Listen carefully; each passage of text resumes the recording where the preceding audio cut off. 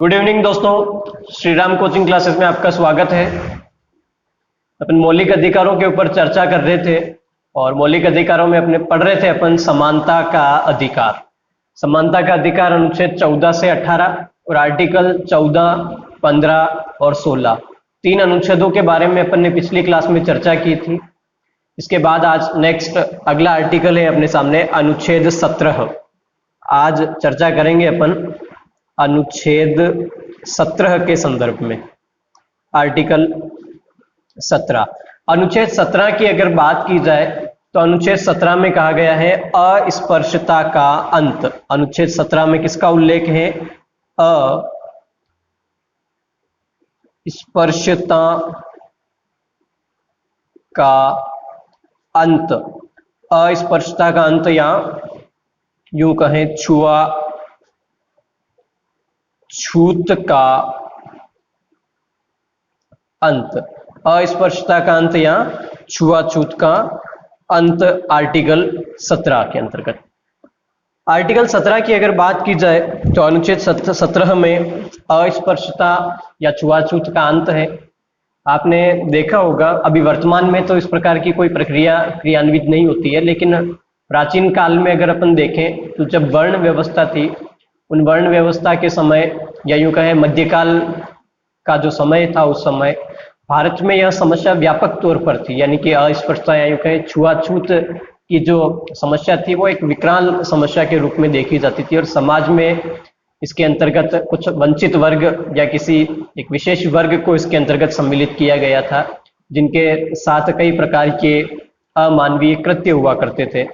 तो इसकी बात को मद्देनजर रखते हुए हमारे संविधान निर्माताओं ने अस्पृश्यता का अंत आर्टिकल 17 के तहत जोड़ करके नागरिकों को यह मौलिक अधिकार व्यक्तियों को यह मौलिक अधिकार दिया कि उनके साथ किसी प्रकार का भेदभाव या अस्पृश्यता जैसा कोई सामाजिक बहिष्कार जैसा कोई कार्य या किसी प्रकार की अनहोनी या यूं कहें कि किसी प्रकार के ऐसे प्रावधान नहीं हो जिससे उनके जो समानता के अधिकार है उसका उल्लंघन होवे। तो अस्पृश्यता के अंत की अगर बात करें या अनुच्छेद 17 की अगर अपन बात करें तो आर्टिकल 17 व्यक्ति को प्राप्त है। किसको प्राप्त है? व्यक्ति के विरुद्ध, व्यक्ति के विरुद्ध व राज्य के विरुद्ध प्राप्त है।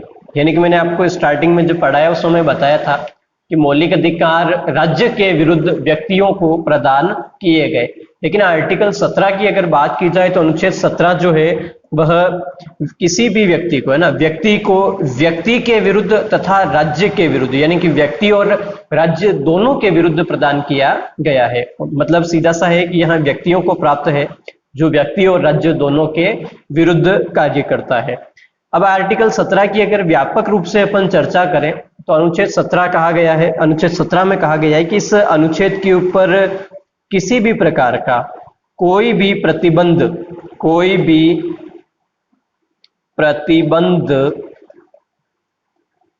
आरोपित नहीं होगा। यानी कि आर्टिकल 17 में क्या कहा गया है? यह आर्टिकल 17 जो है इसके ऊपर किसी प्रकार का कोई भी प्रतिबंध आरोपित नहीं होगा, किसी प्रकार का प्रतिबंध नहीं होगा। मतलब यह एक निरपेक्ष अधिकार है। कैसा है? निरपेक्ष तथा स्वतः चलायमान है। मतलब इसको चलाने के लिए, इसको क्रियान्वित करने के लिए, आर्टिकल 17 को क्रियान्वित करने के लिए अलग से किसी विधि की आवश्यकता नहीं है। आर्टिकल 17 एक निरपेक्ष मौलिक अधिकार है तथा स्वतः चलायमान है या स्वतः क्रियान्वित होगा। इस प्रकार के प्रावधान आर्टिकल 17 में है। अब अगर बात करें अपन आगे तो यह स्वतः चलायमान है और अस्पृश्यता का अंत आर्टिकल 17 में किया गया है। मतलब वर्तमान समय में देखा जाए तो आर्टिकल 17 के तहत जो अस्पृश्यता है, अस्पृश्यता है एक दंडनीय अपराध है। क्या है? दंडनीय अपराध, दंडनीय अपराध। यानी कि अस्पृश्यता या छुआछूत वर्तमान में क्या है? एक दंडनीय अपराध है और इसके लिए विधि का प्रयोग किया गया है। अलग अलग समय में अलग अलग कानून बनाए गए हैं। उन कानूनों के बारे में अपन चर्चा करते हैं कि किस प्रकार से कानून आर्टिकल 17 या अस्पृश्यता के अंत के लिए बनाए गए हैं। तो ये याद रहे, अस्पृश्यता वर्तमान में क्या है? एक दंडनीय अपराध है। अस्पृश्यता का उल्लेख संविधान के अनुच्छेद 17 में किया गया है। क्लियर हुई बात? नेक्स्ट अगर अपन आगे बात करें अनुच्छेद 17 की, या यूं कहें अस्पृश्यता की, किसकी? अस्पृश्यता, अस्पृश्यता या छुआछूत। अस्पृश्यता या छुआछूत की अगर अपन बात करें तो अस्पृश्यता या छुआछूत जो है वर्तमान समय में विधि द्वारा दंडनीय अपराध है। विधि द्वारा दंडनीय अपराध है। क्लियर हुई बात? यानी कि कानून बना करके इसमें उल्लेख किया गया है कि कोई भी व्यक्ति अगर अस्पृश्यता या छुआछूत जैसी प्रक्रिया को अपनाता है तो उसके लिए विधि में किस प्रकार के दंड या किस प्रकार की सजा के प्रावधान किए गए हैं। इसके संदर्भ में अगर अपन बात करें तो स्टार्टिंग में ही, वेरी फर्स्ट, शुरुआत में ही सन 1955 की अगर बात करें तो संविधान लागू होने के 5 वर्षों के भीतर ही 1955 ईस्वी के अंतर्गत अस्पृश्यता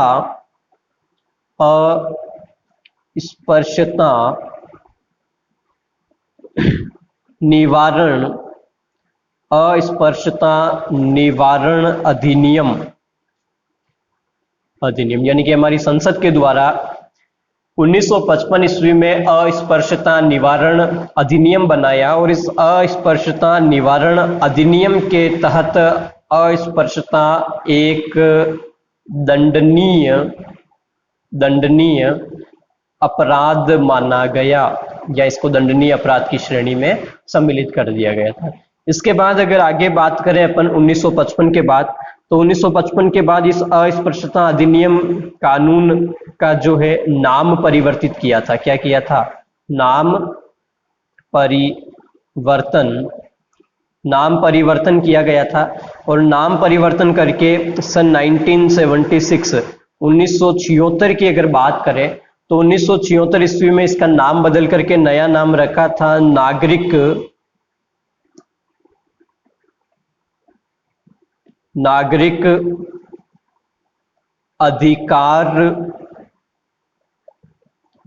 अधिकार संरक्षण अधिनियम। बात समझ रहे हो ना आप? यानी कि जो अस्पृश्यता या छुआछूत है एक विधि द्वारा दंडनीय अपराध है। इसके लिए सर्वप्रथम 1955 ईस्वी में अस्पृश्यता निवारण अधिनियम बनाया गया। उसके बाद इसका नाम परिवर्तित करके सन 1976 में नागरिक अधिकार संरक्षण अधिनियम कर दिया गया था। इसके बाद अगर आगे बात करें 1976 के बाद तो फिर पुनः 1989 की अगर बात करें अपन 1989 ईस्वी की बात करें तो 1989 ईस्वी में अनुसूचित जाति जनजाति अत्याचार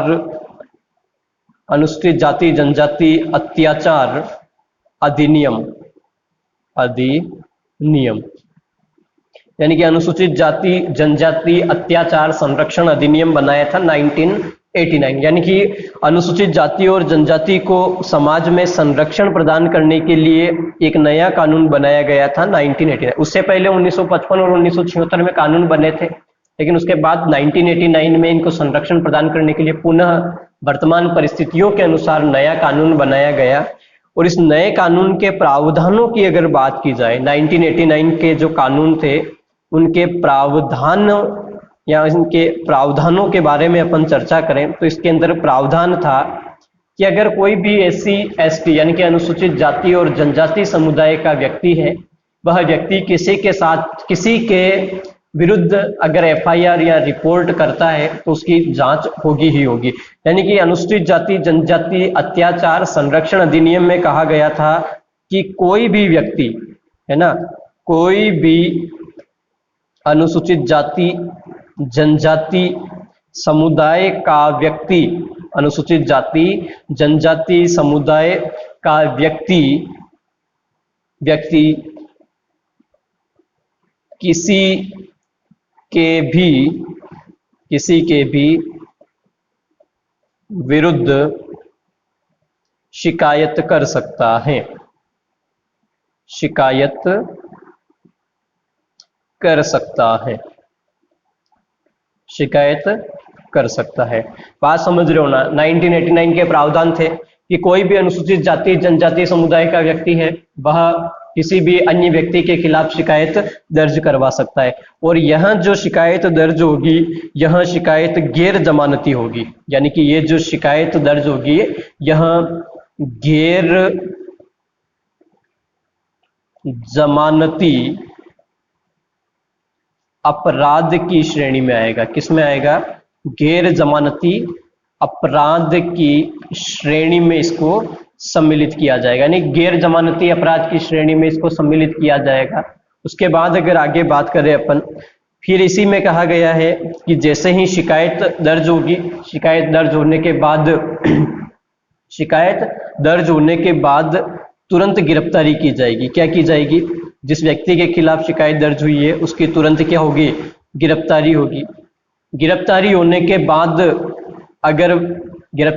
के बाद उस व्यक्ति को कोर्ट में प्रस्तुत किया जाएगा। कोर्ट में प्रस्तुत करने के बाद अगर वह दोषी पाया जाता है, क्या पाया जाता है? दोषी पाया जाता है तो उसे क्या होगी? सजा। और अगर वह व्यक्ति निर्दोष है तो उसको क्या कर दिया जाएगा? मुक्त कर दिया जाएगा। यानी कि इस प्रकार के प्रावधान थे। मतलब सीधा सा यह है कि अगर शिकायत की है तो शिकायत करने के तुरंत बाद उसकी क्या हो जाएगी? गिरफ्तारी हो जाएगी। गिरफ्तारी होने के बाद उस व्यक्ति की क्या होगी? जांच होगी। गिरफ्तारी के बाद जांच होगी। जांच में अगर वह दोषी पाया जाता है तो उसको सजा होगी, और निर्दोष पाया जाता है तो वह मुक्त हो जाएगा। तो अब क्या हुआ कि इस प्रकार का जो कानून था, इस कानून का दुरुपयोग, यानी कि जो अनुसूचित जाति जनजाति अत्याचार संरक्षण अधिनियम था, इस कानून का क्या हो गया? कई ज्यादा मात्रा में दुरुपयोग होने लग गया। इसका मिसयूज हुआ था। मिसयूज कैसे हुआ? पहला तो इसका प्रावधान था कि कोई भी अनुसूचित जाति जनजाति का व्यक्ति किसी के भी खिलाफ शिकायत दर्ज करवा सकता है। दूसरा अगर देखा जाए तो यह गैर जमानती अपराध था, इसमें किसी प्रकार की जमानत नहीं मिलेगी। शिकायत के तुरंत बाद गिरफ्तारी होगी। गिरफ्तारी के बाद जांच प्रक्रिया अपनाई जाएगी। जांच में अगर वह दोषी है तो सजा होगी, और निर्दोष है तो वह मुक्त हो जाएगा। तो इस प्रकार से क्या हुआ? कई लोगों के साथ इसका मिसयूज हुआ था। जैसे उदाहरण के तौर पर मान लिया जाए कि ये SC/ST अत्याचार अधिनियम है। मान लिया जाए कोई सक्षम अधिकारी है, कोई अधिकारी है, उदाहरण के तौर पर बता रहा हूं, कोई अधिकारी है और इस अधिकारी के अधीनस्थ कोई कर्मचारी है। क्या है? कर्मचारी है, और यह कर्मचारी अनुसूचित जाति या जनजाति का है। उदाहरण के तौर पर अनुसूचित जाति या जनजाति का कर्मचारी है, और यह अधिकारी मान लिया जाए जनरल कैटेगरी का कोई अधिकारी है। यहाँ पर ऑफिस में किसी प्रकार की कोई बात हुई और इस कर्मचारी को बात अच्छी नहीं लगी, या फिर कार्य के संदर्भ में कोई बात हुई, तो ऐसी परिस्थिति में ये कर्मचारी क्या करेगा? अपने अधिकारी के विरुद्ध शिकायत दर्ज करवा देगा, या यूं कहें इसके खिलाफ क्या करवा देगा? FIR दर्ज करवा देगा। FIR दर्ज होते ही इस अधिकारी की क्या हो जाएगी? गिरफ्तारी हो जाएगी। जैसे ही इसकी गिरफ्तारी कर दी गई, गिरफ्तारी करने के बाद जांच प्रक्रिया शुरू होगी। पहले गिरफ्तारी होगी, गिरफ्तारी के बाद क्या शुरू होगी? जांच प्रक्रिया शुरू होगी। और जांच का कोई निश्चित समय नहीं है, 1 साल हो सकता है, 1 महीना हो सकता है, 1 दिन हो सकता है। तो जांच प्रक्रिया अपनाई जाएगी। अब जांच प्रक्रिया क्या लंबी चली? जब तक जांच प्रक्रिया चली तब तक इस अधिकारी को निष्कासित कर दिया गया। क्या कर दिया गया? निष्कासित कर दिया गया।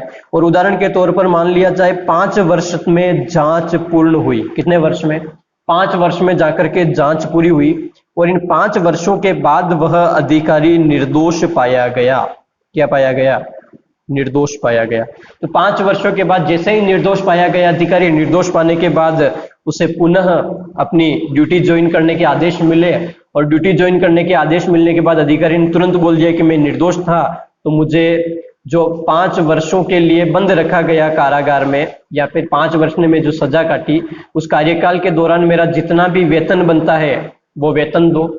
और इस वेतन के साथ ही यह अधिकारी मानहानि का केस और कर सकता है। क्या कर सकता है? मानहानि का केस और कर सकता है। इस प्रकार क्या हुआ कि इस अनुसूचित जाति जनजाति अत्याचार अधिनियम का इस प्रकार से बहुत बड़े लेवल पर दुरुपयोग हुआ, और इस दुरुपयोग का सीधा प्रभाव पड़ा था सरकारी खजाने के ऊपर। भाई उसको काम नहीं किया, सजा काटी, मतलब निर्दोष होते हुए सजा काटी, कार्य नहीं कर पाया लेकिन वेतन पूरा मिला। फिर मानहानि के बाद जो उसने केस किया उसके लिए अलग से उसको चार्ज दिया गया। इस प्रकार से क्या हुआ कि छोटी छोटी बातों को लेकर के इस 1989 वाले अधिनियम का बड़े लेवल पर दुरुपयोग हुआ। जब इसका दुरुपयोग प्रारंभ हुआ तो इसे चुनौती दी गई। क्या दी गई? चुनौती दी गई। यानी कि अनुसूचित जाति जनजाति अधिनियम 1989 है, पुनः लिख देता हूं मैं 1989 अनुसूचित जाति जनजाति अत्याचार निवारण अधिनियम। ये जो अधिनियम था, इस अधिनियम को चुनौती दी गई। क्या दी गई? चुनौती दी गई कि भाई इसका मिसयूज बहुत ज्यादा हो रहा है। चुनौती दी गई कि इसके ऊपर कोई व्यापक प्रावधान किए जाए, और इस अनुसूचित जाति जनजाति अधिनियम को चुनौती दी गई थी एसके महाजन, एसके महाजन बनाम या वर्सेस महाराष्ट्र राज्य, महाराष्ट्र राज्य, एसके महाजन वर्सेस महाराष्ट्र राज्य 2018 का मामला था। इस 2018 के मामले में अनुसूचित जाति जनजाति अधिनियम को चुनौती प्रदान की गई, और एसके महाजन वाद का निर्णय सुनाते हुए उच्च न्यायालय ने कहा था, यानी कि एसके महाजन वाद में न्यायालय का यह निर्णय रहा कि जो अनुसूचित जाति जनजाति अधिनियम है, इस अधिनियम का बहुत बड़े लेवल पर दुरुपयोग हुआ है। दुरुपयोग होने के कारण ऐसा किया जाए कि जो SC ST अत्याचार अधिनियम है, इस अधिनियम में संशोधन करना चाहिए, या यूं कहें अनुसूचित जाति जनजाति अत्याचार अधिनियम है। इस अधिनियम के तहत जो गिरफ्तारी होती है या जो शिकायत आती है, तो शिकायत में कहा गया है कि गिरफ्तारी से पूर्व जांच की जाए। क्या की जाए? जांच की जाए। जांच में अगर वो प्रथम दृष्टया जांच में अगर दोषी पाया जाता है, तो दोषी पाए जाने के बाद उस व्यक्ति की क्या की जाए? गिरफ्तारी की जाए। यानी कि इस प्रकार का निर्णय दिया था एसके महाजन वाद में कि अनुसूचित जाति जनजाति अत्याचार अधिनियम के तहत अगर कोई शिकायत दर्ज होती है तो उसमें गिरफ्तारी से पूर्व क्या करे? जांच करे। जांच में अगर व्यक्ति दोषी है तो उसके बाद ही उसकी क्या की जाए? गिरफ्तारी की जाए। इस प्रकार के प्रावधान किए थे एसके महाजन वाद में। अगर वह दोषी है तो उसको सजा दे दो, दोषी नहीं है तो उसको मुक्त रखा जाए। जैसे ही एसके महाजन वाद का निर्णय आया, इस वाद के निर्णय के बाद बड़े स्तर पर, जैसे ही इस वाद का निर्णय आया, निर्णय के बाद आप सभी को पता है 2018 की बात, कि निर्णय के बाद बड़े स्तर पर आंदोलन खड़ा हो गया, यूं कहें बड़े स्तर पर दंगे फैले थे, दंगे हो गए या आंदोलन हो गए थे। सड़कों पर अनुसूचित जाति जनजाति के लोग उतर आए थे। इसका बड़े लेवल पर विरोध हुआ, और इसके महाजनवाद या इस निर्णय के विरुद्ध जाते हुए, या इस निर्णय को, इसके महाजनवाद का जो निर्णय था, इस निर्णय को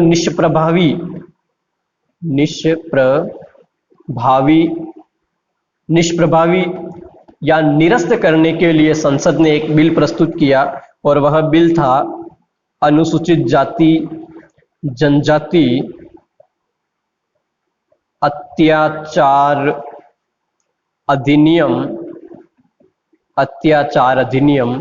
2018 और इस अनुसूचित जाति जनजाति अत्याचार अधिनियम 2018 की अगर बात करें, इस 2018 वाले बिल में कह दिया था कि वापिस पुनः जो पुराना यानी कि पुराना 1989 का कानून है वही लागू रहेगा।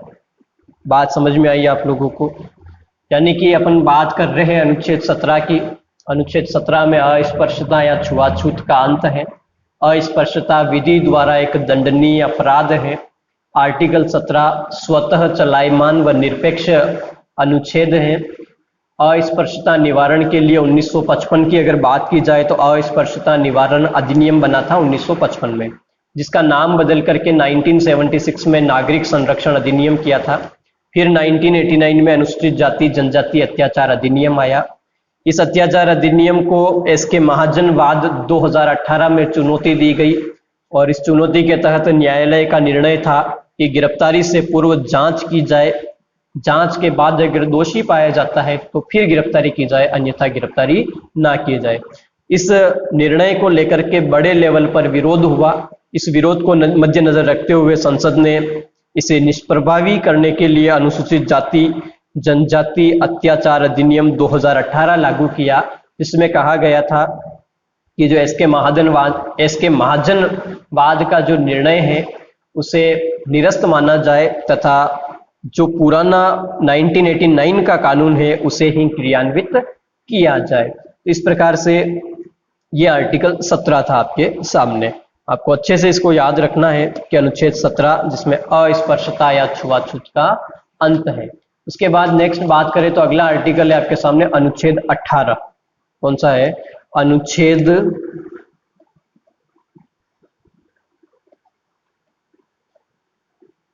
18। अनुच्छेद 18 की अगर बात की जाए तो अनुच्छेद 18 में कहा गया है उपाधियों का अंत। उपाधियों का अंत। उपाधियों से आप सभी परिचित हैं। भारत में प्राचीन काल से ही अलग अलग वर्गों में अलग अलग प्रकार की उपाधियों का प्रयोग किया जा रहा था, जैसे राजा, महाराजा, महाराणा, राय साहब, राय बहादुर आदि कई प्रकार की उपाधियां समाज में प्रचलन में थी।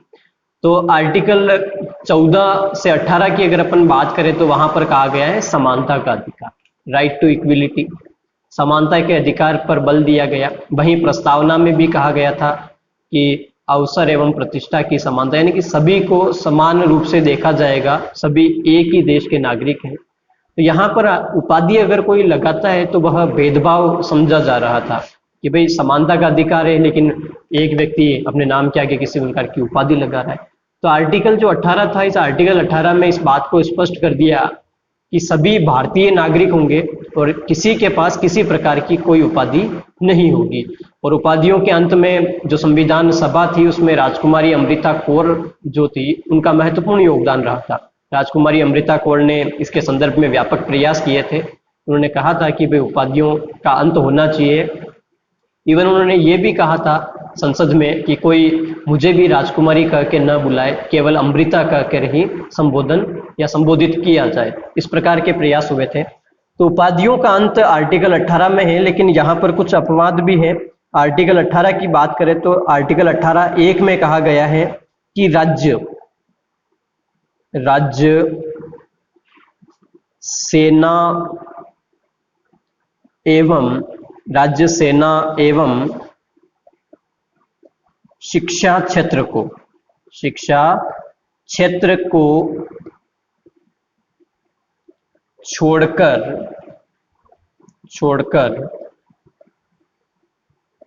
अन्य कोई उपाधि प्रदान ना करे। अन्य कोई उपाधि प्रदान ना करे, यानी कि राज्य जो है वह सेना एवं शिक्षा क्षेत्र को छोड़ करके अन्य कोई उपाधि प्रदान नहीं करेगा। इस प्रकार के प्रावधान किए गए, यानी कि छूट किसमें दी गई है, एक तो शिक्षा और एक सेना। सेना और शिक्षा इन दो क्षेत्रों को छोड़ करके किसी अन्य विभाग में किसी प्रकार की उपाधि नहीं दी जाएगी, क्षेत्र में उपाधि नहीं दी जाएगी। फिर अगर देखा जाए तो आर्टिकल 18 में पुनः अगर बात करें अपन, तो आर्टिकल 18(2) में कहा गया है कि कोई भी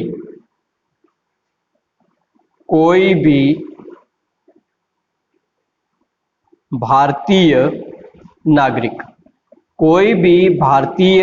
नागरिक राष्ट्रपति की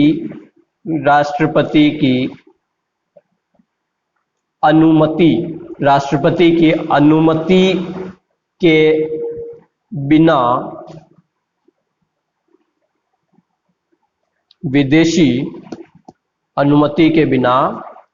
विदेशी उपाधि स्वीकार नहीं करेगा। आर्टिकल 18(2) में कहा गया है कि अगर कोई भारतीय नागरिक है और वह या उस नागरिक को कोई विदेशी देश उपाधि देना चाहता है, तो वह उपाधि ग्रहण करने से पहले किसकी परमिशन लेगा, राष्ट्रपति की परमिशन। अगर राष्ट्रपति अनुमति देते हैं तो ही आप कोई विदेशी उपाधि ग्रहण कर सकते हो, अन्यथा नहीं। इसके अलावा यहां तक कहा गया है भारतीय संविधान में कि अगर भारत में कार्यरत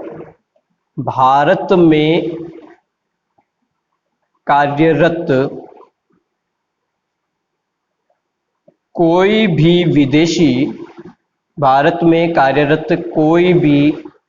विदेशी नागरिक या विदेशी व्यक्ति भारत में कार्यरत या भारत में राजकीय सेवा में कार्यरत कोई भी विदेशी व्यक्ति राष्ट्रपति की अनुमति के बिना किसी भी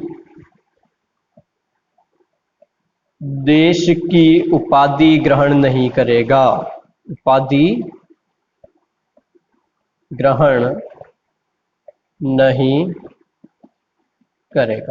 बात समझ में आई? यानी कि आर्टिकल 18(3) में कहा गया है कि कोई भी व्यक्ति भारत में कार्यरत कोई भी विदेशी व्यक्ति, अगर कोई विदेशी व्यक्ति भारत में किसी राजकीय सेवा में कार्यरत हैं, किसमें कार्यरत हैं, राजकीय सेवा में कार्यरत हैं, तो वह भी अगर किसी देश की उपाधि लेता है तो उसके लिए उसको भारत के राष्ट्रपति की अनुमति लेना आवश्यक है। ये बात कही गई है आर्टिकल 18 में। तो आर्टिकल 18 में उपाधियों का अंत किया गया है, सभी को समान रूप से अधिकार प्रदान किए गए हैं, लेकिन सेना व शिक्षा क्षेत्र को छोड़ करके आप मतलब इन दोनों क्षेत्रों में उपाधि ग्रहण कर सकते हो, अन्य क्षेत्रों में नहीं। किसी विदेशी देश की अगर आपको उपाधि लेनी है तो उसके लिए राष्ट्रपति की अनुमति आवश्यक है। कोई विदेशी नागरिक अगर भारत में कार्यरत है तो उसको भी अगर किसी अन्य देश की उपाधि लेनी है तो उसके लिए भी उसको राष्ट्रपति की अनुमति लेना आवश्यक होगी। अब क्या हुआ, उपाधियों का जो अंत है, इस आर्टिकल 18 को लेकर के मतभेद उत्पन्न हुए थे और यहाँ पर कई सारे मतभेद, यानी कि यूं कहें कि एक विवाद हो गया था कि जो भारत रत्न है, क्या है, भारत रत्न, बात करें भारत रत्न, पद्म विभूषण, भारत रत्न, पद्म विभूषण या पद्म भूषण की अगर बात की जाए, यानी कि भारत रत्न, पद्म भूषण, पद्म विभूषण, ये जो पुरस्कार हैं या फिर इनको लेकर के विवाद हुआ था कि भारत रत्न, पद्म भूषण और पद्म विभूषण जो है ये उपाधि है या पुरस्कार है।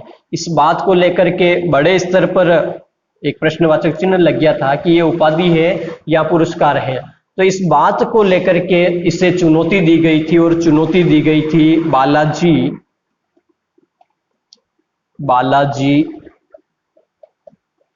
राघवन बालाजी राघवनवाद, बालाजी राघवनवाद 1955। 1955 ईस्वी में बालाजी राघवनवाद आया था। इस बालाजी राघवनवाद में भारत रत्न, पद्म भूषण और पद्म विभूषण लेकर के चुनौती दी, जिसमें पूछा गया कि ये उपाधि है या पुरस्कार है। तो बालाजी राघवनवाद 1955 है। इस बालाजी राघवनवाद में उच्चतम न्यायालय ने निर्णय दिया कि भारत रत्न, पद्म भूषण और पद्म विभूषण जो है उपाधि न होकर के पुरस्कार है। क्या है? पुरस्कार है। तथा उपाधि और पुरस्कार में अंतर स्पष्ट किया। इसमें उपाधि और पुरस्कार दोनों में अंतर स्पष्ट करते हुए बालाजी राघवनवाद में उच्चतम न्यायालय ने कहा था कि ये क्या है? पुरस्कार है, ना कि उपाधि। और अंतर बताया था इनका व्यावसायिक दुरुपयोग रोकने के लिए। व्यावसायिक दुरुपयोग रोकने के लिए उपाधि और पुरस्कार में अंतर स्पष्ट करते हुए उच्चतम न्यायालय ने कहा था कि उपाधि जो है, उपाधि कोई भी व्यक्ति अपने नाम से पहले या नाम के अंत में लगाता है। नाम से पहले या नाम के अंत में लगाता है। जबकि बात की जाए पुरस्कार की, तो पुरस्कार की अगर बात करें तो पुरस्कार का प्रयोग नाम से पहले या बाद में प्रयोग नहीं।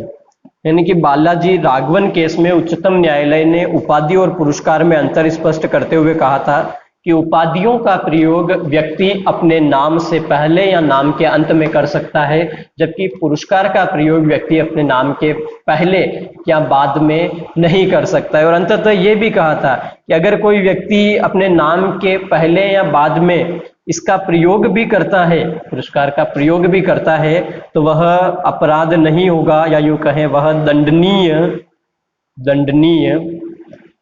नहीं होगा। दंडनीय नहीं होगा।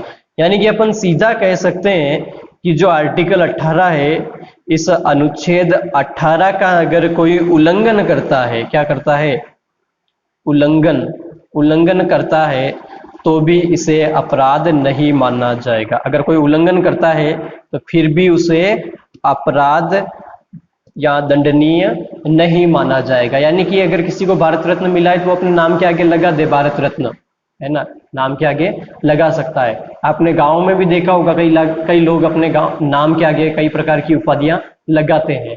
तो कोई ये दंडनीय अपराध नहीं है, लेकिन कहा गया है कि भाई उपाधियों का अंत होगा ही होगा।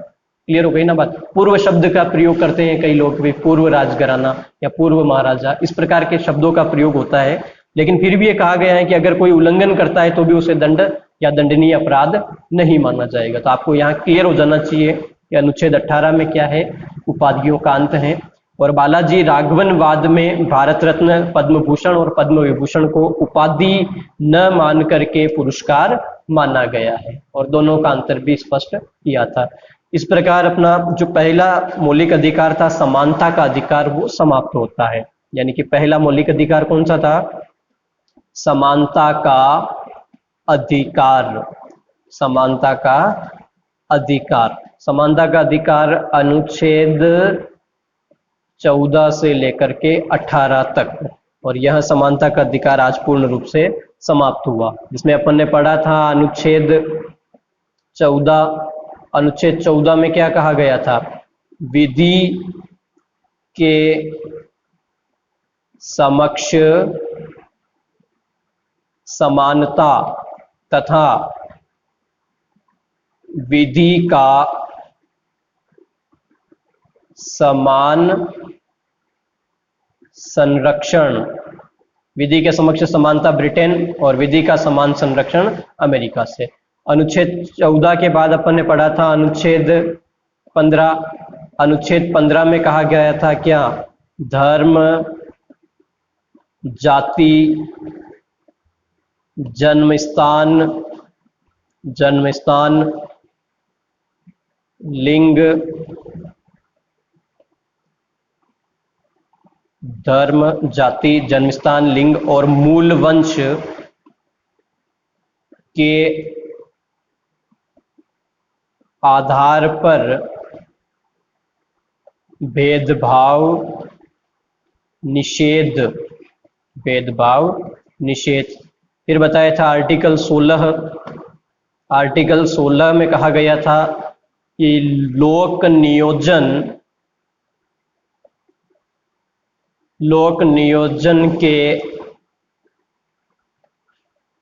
अवसर में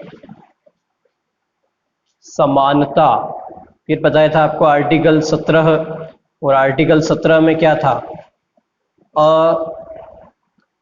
अस्पृश्यता या छुआछूत का अंत, सीधा पूछा जाता है एग्जाम में।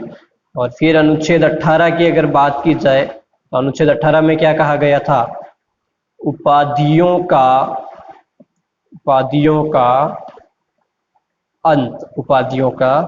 अंत। ये था आपका समानता का अधिकार। अगर आपको बहुत ज्यादा डिटेल में याद नहीं हो रहा है, कुछ भी अगर याद नहीं होता है, तो कम से कम ये 4 लाइनें तो आपको याद रखनी है। क्लियर हो गई ना बात? भाई ये 4 लाइनें तो कम से कम आपको याद होनी चाहिए। पूरा याद हो जाए तो अच्छी बात है, लेकिन छोटा कोई आपका नॉर्मल पेपर है ना, पीटीईटी लेवल का, कांस्टेबल लेवल का, अगर कोई छोटा पेपर है वहां पर कम से कम आपको इतना तो याद रखना ही है। नेक्स्ट, इसके बाद अगला अपना दूसरा मौलिक अधिकार है स्वतंत्रता का अधिकार। अनुच्छेद 19 से 22 तक स्वतंत्रता के अधिकार का उल्लेख किया गया है। पढ़ेंगे अगली क्लास में। Thank you.